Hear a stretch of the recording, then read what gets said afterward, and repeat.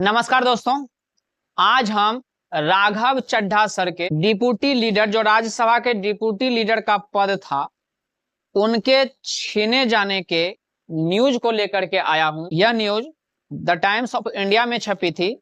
यह न्यूज 2 अप्रैल 2026 का है, जिनमें लिखा गया है, AAP removes Raghav Chadha as party Rajya Sabha deputy leader, ask house not to allot him speaking time.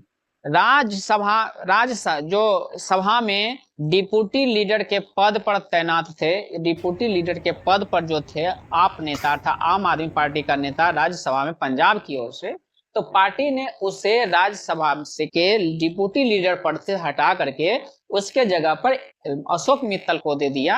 अब अशोक चड्ढा को वहां पर बोलने का मौका नहीं दिया जाएगा। अब सवाल उठता है, ऐसा क्यों हुआ?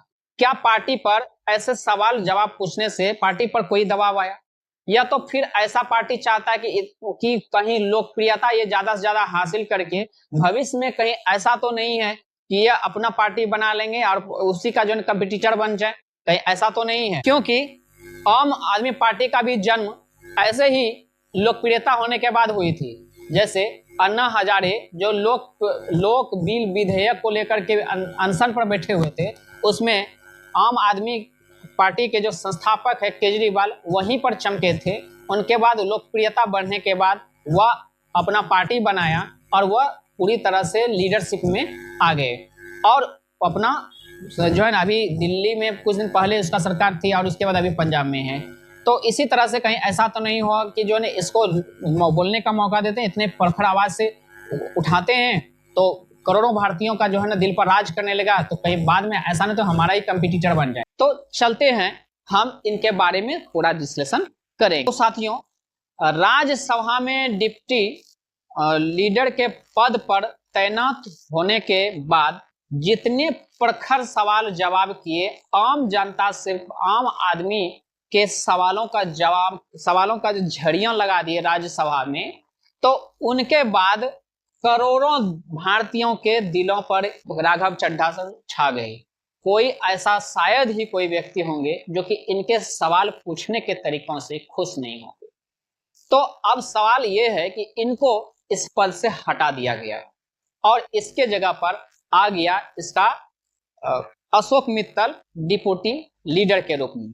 अब बात यह है कि इसको सवाल जवाब करने के लिए राज्यसभा में नहीं दिया जाएगा, बोलने के टाइम इसको मिलेगा ही नहीं मिलेगा। अब हम इनके बारे में बताते हैं, आखिर इसने सबसे पहले इनके बारे में हम बताते हैं कि आखिर इसने आम आदमी के लिए क्या क्या आवाजें उठी, मोटे तौर पर हम बताते हैं।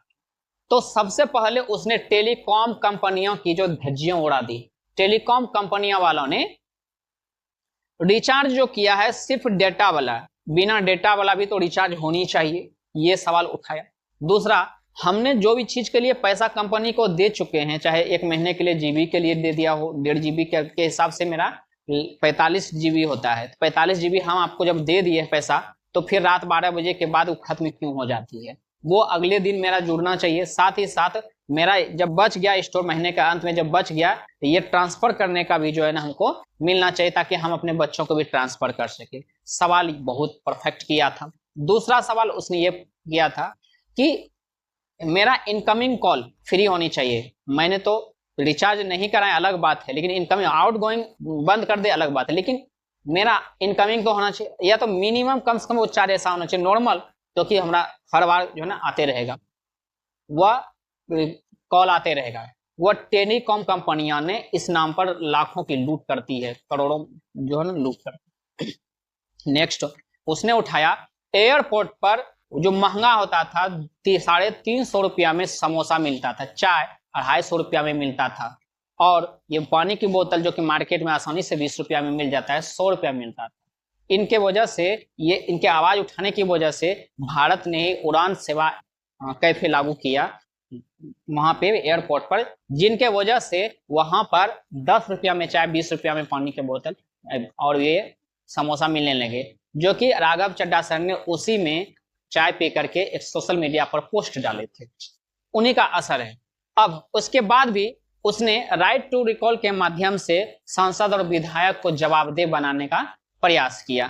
तो बहुत सारे ऐसे सवाल जवाब है, जैसे मान लीजिए खाद्य पदार्थ में यूरिया नहीं मिलाना, डिटर्जेंट का जो है ना यूज नहीं होना, ऐसे सवालों का बहुत सारे झड़ियां लगा दी थी।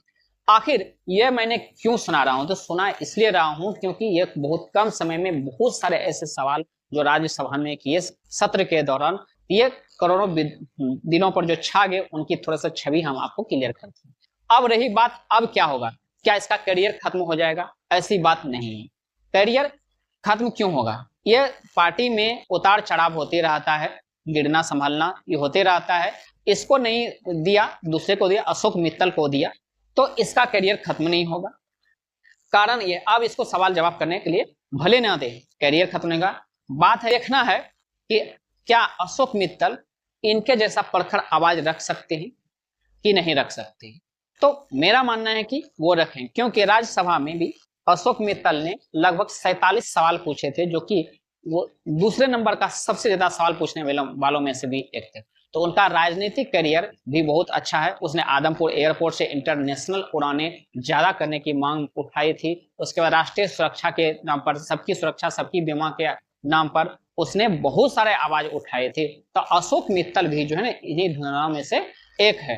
तो अब रही बात राघव चड्ढा सर का क्या होगा, तो देखते हैं राघव चड्ढा सर ने आगे क्या कदम उठाते हैं। तो आप इस विषय में क्या सोचते हैं? क्या राघव चड्ढा सर को उस पद से हटा देना जायज था, या फिर कहीं ऐसा तो नहीं है कि ये इनकी लोकप्रियता बढ़ते होने की वजह से इसको जो है ना साइलेंट में डाल दिया कि कहीं ऐसी लोकप्रियता बढ़ेगा और मेरा कंपटीटर बढ़ जाए?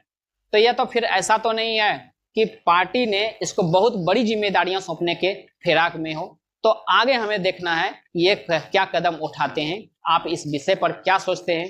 क्या आपको लगता है कि इसको सस्पेंड करना चाहिए या नहीं करना चाहिए?